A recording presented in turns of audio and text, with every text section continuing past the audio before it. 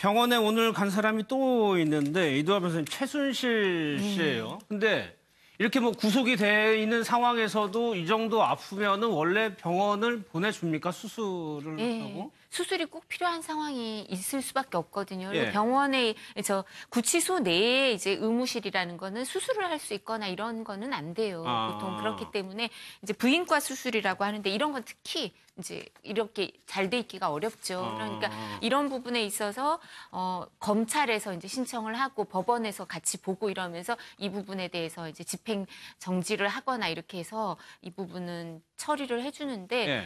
아마 최순실 씨의 경우에는 딴 사람들보다도 더 엄격하게 봤을 거예요. 이 수술이 더 꼭, 엄격하게? 그러니까 지금 꼭 해야 되는 수술인가? 그리고 지금 안 하면 도저히 돌이킬 수 없는 손해가 생기는가? 이런 부분을 많이 생각할 수밖에 없는데 최순실 씨의 경우는 해줄 수밖에 또 없는 게 수감 기간이 되게 길어질 수 있거든요. 예. 그러니까 금방 나올 사람들한테 좀 있으면 나올 것 같다. 집행유예나 벌금 뭐 이런 사람은 좀 기다려라 이럴 수 있죠. 나와서 수술하게. 왜냐하면 저 나가서 수술하는 경우에 이게 수감자가 나가서 하면 교도관들이 많이 또 개호를 위해서 가야 되니까 여러 가지 어려움이 있어요. 병원에서도 또 어려움이 있고 그리고 또 비용도 들고 그러니까 그런 문제가 있는데 이렇게 하는 경우는 수감 생활이 너무 길어질 텐데 이걸 계속 미룰 수는 없으니까 지금은 이제 꼭 좀 해줘야 되는 시기고 이러면 이제 법원 이게 또 의사들도 같이 있는 위원회에서 결정을 해요. 검찰에서. 이게 검사들끼리 결정하는 건 아니에요.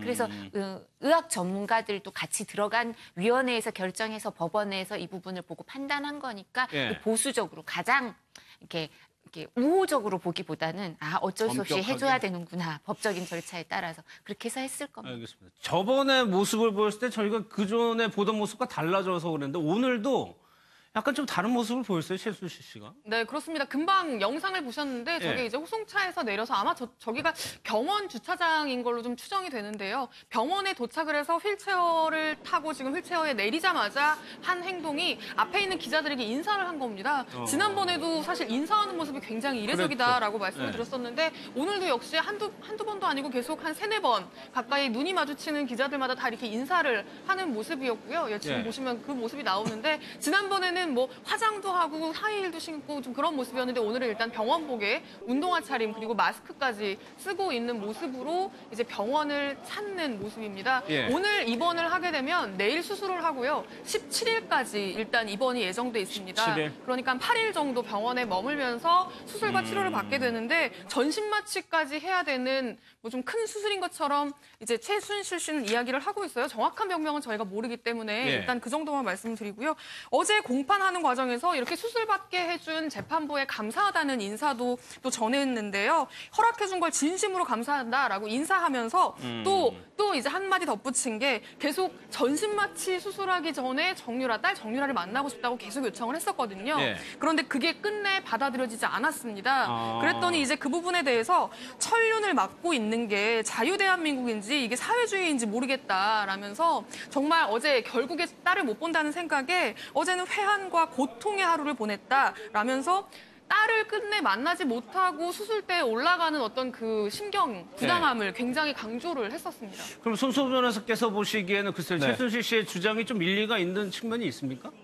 일단 그 형집행 관련된 그런 법령에 보면은 원칙적으로 수용자는 접견을 할 수 있습니다. 그 접견이 변호인뿐만 아니라 일반인도 역시 그 접견, 즉 면회가 가능한 건데요. 하지만 예외적으로 예외적으로 이제 금지하는 경우도 이제 규정되어 있거든요. 그런데 이 사안의 경우에 비록 이제 그 모녀 관계이지만 함께 또 공범 관계이기도 합니다. 재판을 또 받는 과정이기도 하죠. 그렇기 때문에 만약에 이 모녀가 서로 만나게 접견하게 한다면은 물론 다 녹음은 되고 또 이제 그 곁에서 이제 그 소리는 들을 수 없지만 이제 지켜보긴 합니다만 그래도 재판에 영향을 줄 수 있다.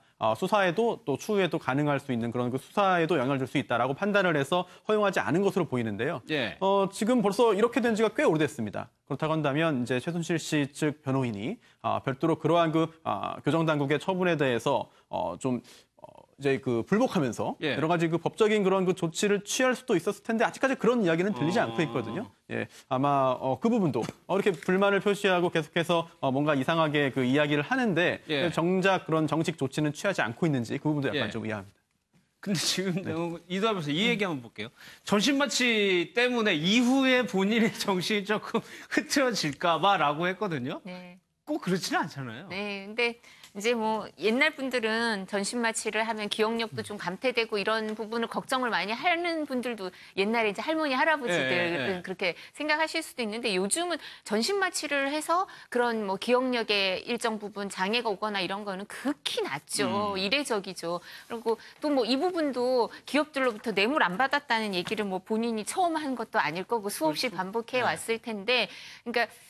법원이 이제 부인과 수술을 허락하고 나니까 이제 정유라 씨를 또 하나씩 더 받아내고 싶은가 봐요. 최순실 씨 입장에서는 정유라 씨도 만나고 싶고 뭐도 하고 싶고 이러니까 전신 마취가 된다 이렇게 강조를 하면서 그러니까 내가 이런 상황에까지 처하는데 뭐 법원에서 조금 더 나한테 접견도 풀어주고 뭐도 좀 해주고 이런 걸 바라고 이런 말을 하는 게 아닌가 싶네요. 알겠습니다.